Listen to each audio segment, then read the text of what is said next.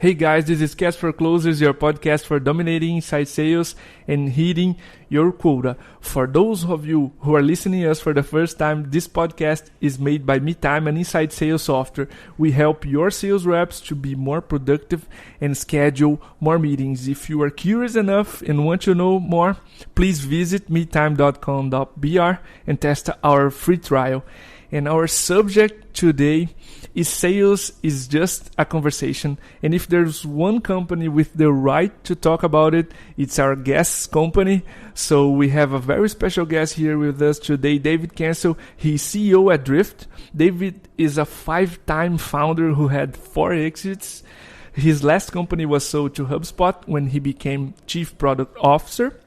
And he left HubSpot to start Drift and led the team to a number of 70,000 customers in 3 years. DC, my God, 4 exits, and you have the energy to do it all over. Thanks again for accepting this podcast. We are honored to have you here. And please take a few minutes to introduce yourself. Super psyched to be on here. So my name is David Cancel, and I'm the CEO and co-founder of Drift. And Drift is a conversational marketing platform. We basically help companies have more conversations with their customers that are visiting their website today.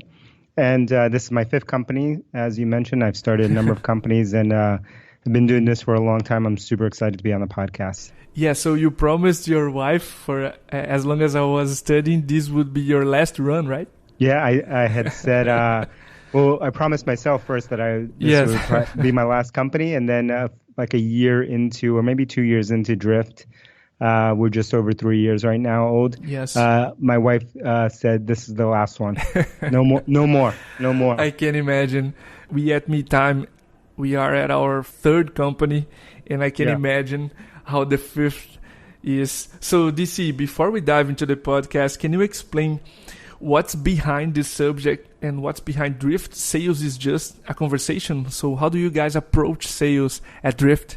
No surprise, we approach it by focusing on conversations. And so really what we've been trying to do is move from the old world of forms and gates and making people wait, right? Developing your website into a magnet and then getting them to your website and then making them wait forever to follow up with them. And we saw that, messaging was eating the world. And so we tried to use messaging as a way to start the conversation because we're trying to recreate what's the best experience possible. Like if imagine your website was a store, if you walked into a real store, would you want someone to greet you, to service you, to take care of you, to have a friendly hello, or would you want them to make you fill out a form before talking to you, right? And so as funny as that example is, to us, clear. It's very clear. It makes it very clear to people what the problem is. And I think, we've lost the focus on people. And so we went too far to focus on algorithms and machine and data and all these kind of things.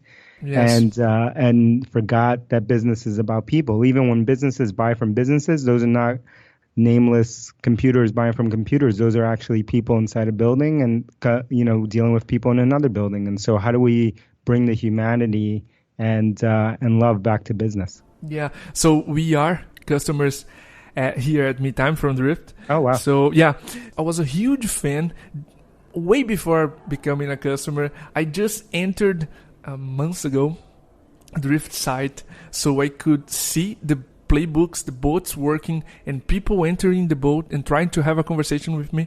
So I'm a fan of this conversational platform and this approach for sales. So I will dive into this on some of our questions here, but DC, I also heard you saying that before you started Drift, there were 3 big changes taking place. You mentioned one here on our last answer. So a changing taking place on the messaging, on the customer behavior, and on the buying process. Can you dig into these 3 shifts and how they affect sales as a conversation? Sure. So when we started the company, we were looking at these shifts that you mentioned kind of in the market, because one thing that I learned as an entrepreneur is that you don't want to create momentum. You don't want to have to teach the world how to change what they're doing today and do what you want them to do, which is is a funny thing that us entrepreneurs forget, right? We fall in love with our solution. We think it's so great that everyone's going to change the way they do things. And as an entrepreneur, I got tired of trying to convince people to change. And so I looked at the world and said, what changes are happening first? And then are those changes big enough? And can we try to use some of those changes or be part of some of those changes in order to change the way that they do sales and marketing? And so we saw a number of shifts. We saw messaging, which is something that I always say from a technology standpoint, there's no difference in it. There's not a real change in it from the time that I started working professionally, which was, well over 20 years ago. The technology is exactly the same. It's advanced and it's gotten a little better. It's more reliable and things like that. But fundamentally, it's the same. IRC back 25 years ago looks the same as Slack today, right? Yes. And, messaging clients like ICQ and other ones that we used to use 25 years ago look the same as, Apple Messages and Facebook Messenger, right? There's not much difference. But the important difference is not the way that they look in the technology. The important thing is that we went from a world where only some of us geeks used it back then 25 years ago to a world now where billions of people around the world not only use messaging, but they prefer to use messaging as the first way of communicating, more than making a phone call, more than email, more than other things. And this is responsible for partly responsible for the rocket ship growth of companies like Slack and many others in this category, WhatsApp and other ones like that. It's not alone that they have a new technology. It's not alone that their technology is better. This is an important point for entrepreneurs. It's that the world is ready and the timing is right for what they're providing, because that same technology 25 years ago would have only been adopted by a small percentage of people, right? So the world is ready. Right. So that was number one. We saw that, and then we thought, okay, can we use messaging first, conversations first, as a way to resegment the way that we do sales and marketing in B2B? And we thought, yes. We didn't know how. We had no idea. But we thought, yes. And then we looked at a couple other trends. We saw the trend of coming from a world where only a few people within a company could make a purchasing decision. So when my first startup, my first companies that I worked for, only the CFO could sign off and his team could sign off on making a purchase. Yes. And then, over the next 20 some odd years, we saw the rise of the CIO, specifically that the CIO can make purchasing decisions. Mm-hmm. Then we saw the rise of the CMO can make purchasing decisions. But fast forward to today, everyone in your company makes purchasing decisions, right? Everyone is buying something, whether it's buying snacks or buying software or buying T-shirts or buying whatever they're buying, they're making purchasing decisions. And our CFO at Drift, it's impossible for him to even track all of these things as they happen in real time. He tracks them afterwards, but not in real time. Yes. That's a major shift that we talked about for the last decade in software. We called it the consumerization of the enterprise. And everyone was saying that this was going to happen. We saw early examples like Dropbox and other things like that, but now it's like exploded. And so everyone's a buyer. And the reason that this is important for us when we started Drift was that when you have non-professional buyers making purchasing decisions every day, they're going to want things to work like they do in their normal lives, right? These are not professional buyers. They're not used to putting up with awful process. They want it to be as smooth as, buying something on Amazon or buying something, from that they saw on Instagram on their feed. They want it to be simple. For sure.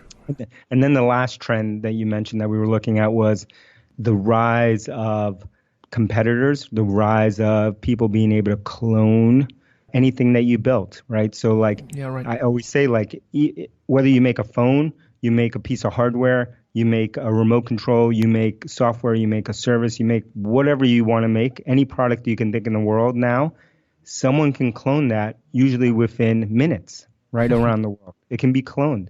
And that is a huge shift, because in my first couple of companies, we used to be able to hide behind into IP, so intellectual property, like patents and things like that, and no one could copy what we were doing because it was secret and there was not information wasn't free, and now information is real time, and so you can't hide behind those. And what that means is that all of our companies in the world today, you're going to compete with hundreds, if not thousands, of other companies, right? And that's a big shift, because many of us used to compete with one or two companies, and then 10 years later we compete with 5 or 6 companies. And now we're competing with hundreds, if not thousands of companies. And what that means is It's going to be hard for you to stand out. And consumers, all of us, which is good news for everyone, are going to have all the power. So the power shift has happened. All of us are buyers, and we're bringing along things that we like in our normal lives, like messaging, like video, like those things, into the buying process. And so those are the things that have powered, us at Drift to start this shift. I would pull that example from Amazon and how the one-click buying button made things smooth and seamlessly for the customer. And you mentioned, so this experience is really, really the standard bar for us to aim, and service is beginning to be a very, very differentiation point, because at the end, products are commodities, right? You were mentioning this. Absolutely. So, DC, I was also especially curious about one thing. We are an inside sales company here at MeTime, and you guys are challenging the status of not just teaching your sales reps to use Bunt, but helping your customers. You were mentioning the committee buying process, not instead of the authority buying process. So how do you approach sales on your Drift team?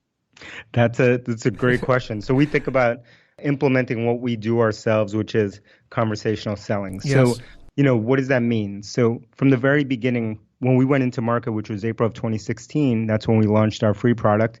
You could only buy it online through credit card. And then in 2017, we added a sales team, just like you're saying, like an inside sales team. Yes. But we kind of positioned it in a different way. Instead of having an outbound kind of process and having a traditional way to do selling, which was like gating things and making people jump through hoops, we said, what about if our sales team were more like concierges, right? Like a concierge when you come into a nice hotel or a fancy place, so that their job is more to help and inform than it is to, bust down doors and force themselves into companies and stuff like that. Like many of, and call you 10,000 times and do all that kind of stuff.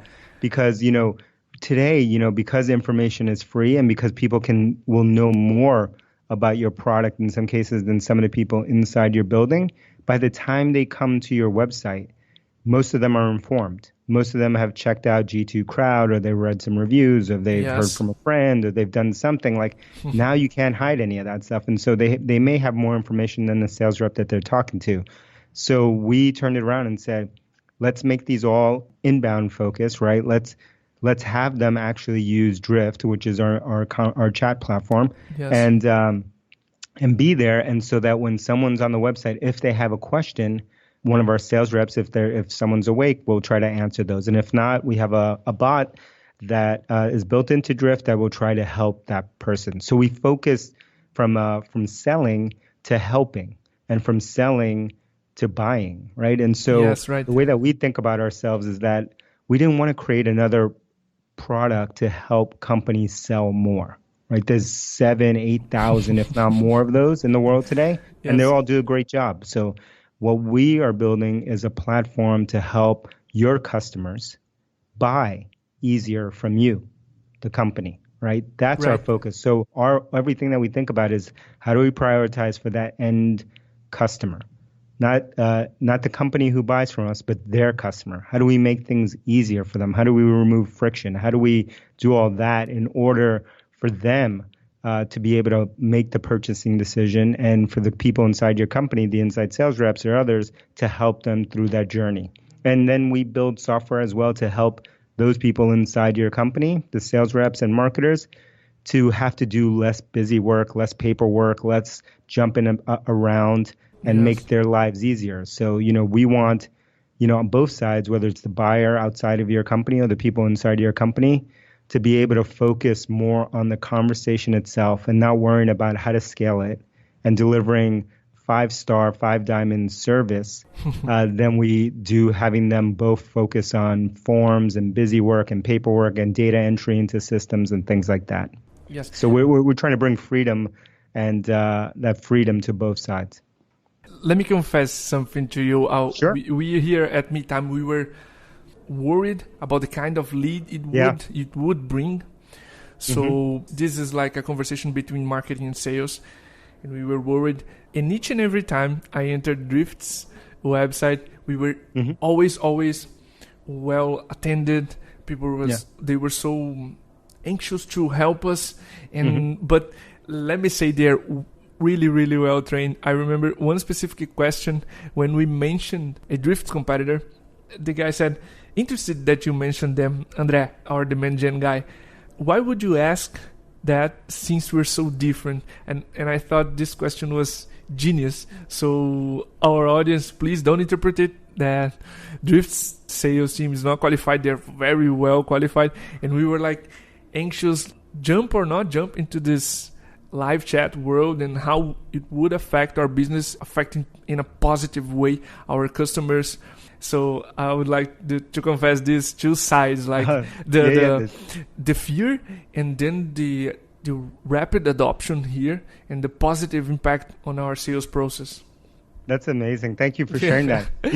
Because it is funny, and we had all the same fear ourselves, right? And so all of our customers live through this fear, which is, okay, who's going to talk to everyone? Like, this isn't going to scale. What's going to happen?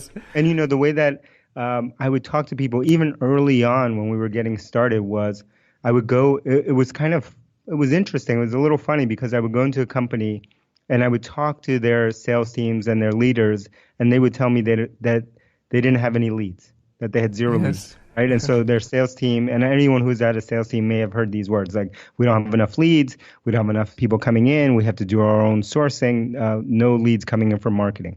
Okay, so they would say that. Then I would look at the traffic that they got to the website, so we would talk about that, which was very low. And I would look at what they would sell, and they sold very expensive, high-end kind of items. Yes. So what I would say to them is like, look, you are basically selling Ferraris. And so if I was selling Ferraris, right, and I had a dealership that not many people walked into, and I had all of these salespeople here who sold very expensive things who are telling me that they don't have any leads, then I would probably talk to every person that walked in and try to help them because there aren't that many. And so, that's when the light bulb would go on for a lot of them, which would say, wait, that's right, we don't have that many people who come to our website.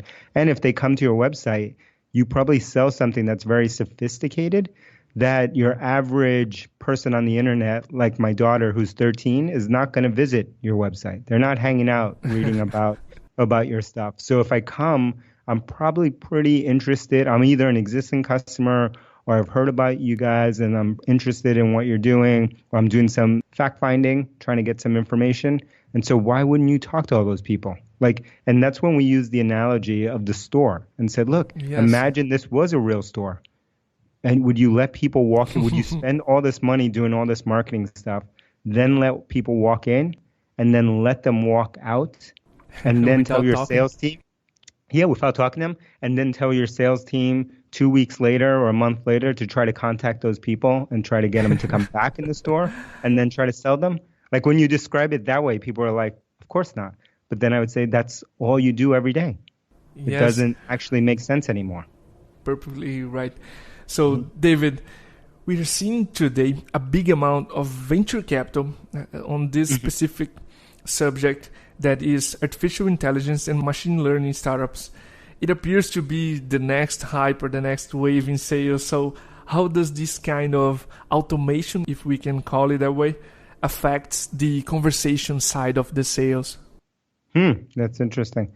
Yeah, we are seeing a lot of people kind of move into this world. Yes. I can only talk about Drift. I think, as long as we move closer to real people having real conversations, I think we'll be in a good place. I think the thing that I'm nervous about is that we as an entire industry like to move really quickly towards the automation part of things. And so if we move too quickly to the automation part of things and don't let the conversations happen because we're scared of having conversations, then it will be no different than marketing automation or other things. Yes. It will work for a good bit of time, and then the conversion rates will go down over time. And so I'm hoping that doesn't happen. We try to do everything in our power in the way that we build our software to really focus on the authentic conversation. And I think that's the most important thing. And I hope people don't lose that as they race towards automation.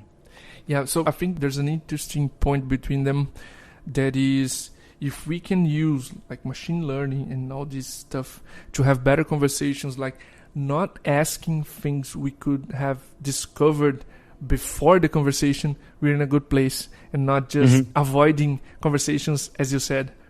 Yes, absolutely. So not having people to repeat, because that's the worst experience, right? We've had people, when we call up certain companies and they make us repeat the same thing and the same thing and the same thing and the same thing and the same thing, like that's the worst experience. Yes. So David, to close our episode and still talking about the future, we're seeing products becoming commodities, as we told, and two factors arising as differentiation: the customer experience and your branding, the emotional link with your customers. So how do you guys mix these two things, the customer experience and branding, to build better conversations? That's a good question. So, for us, from the very beginning, we put an emphasis, and we continue to put an emphasis on branding.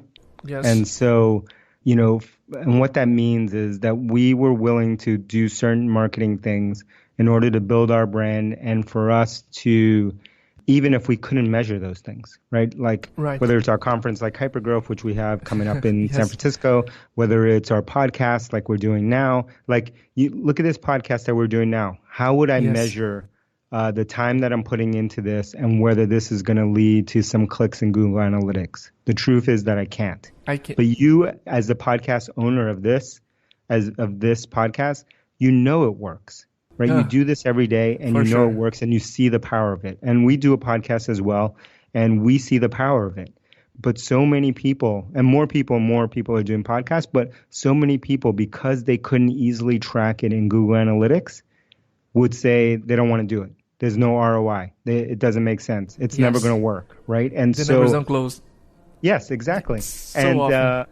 So often. And the same thing with video. Video, you can track some of it, but it's still hard to do. And the truth is that just like we use the example of the store, if we were to simplify this for people, obviously it makes sense, right? If you had a store and your store was the website and you had a billboard down the street from you, wherever you're located, and that billboard was for your store, even though you couldn't track that easily in something like Google Analytics or some other tracking thing, the fact that people would come in and they would say, "Hey, David," and I would say, "Hello," and I'd say, "How did you hear about us?" And they'd say, "Oh, I saw that billboard around the corner." And I'd say, "Oh, wow, thanks for coming in."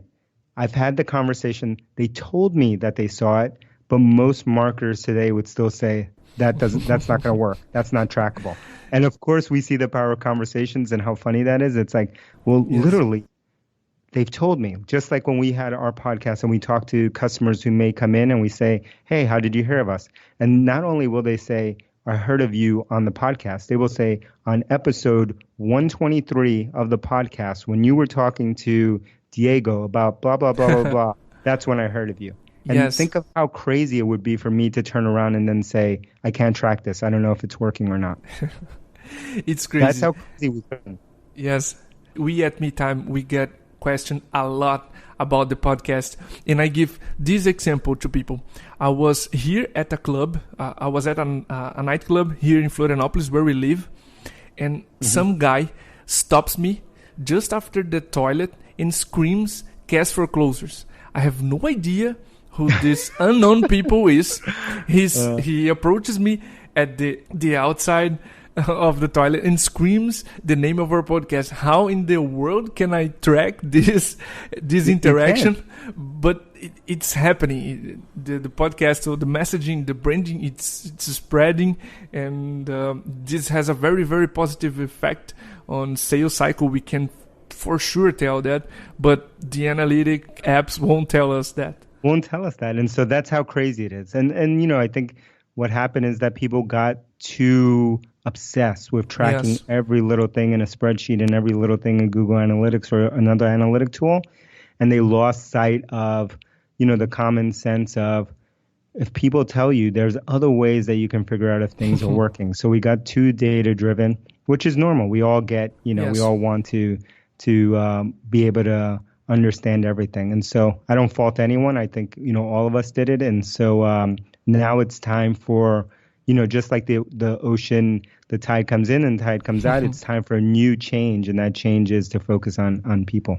Yeah, DC, I had a blast with this sales and this conversation here with you. We will leave the links to Hypergrowth. We will be there personally, me and our partners here at MeTime. So we will leave the link to Hypergrowth and to Seeking Widsom, right? Your podcast for those That's who right. are not able to go to San Francisco this year, at least. So thanks a lot for being here with us today.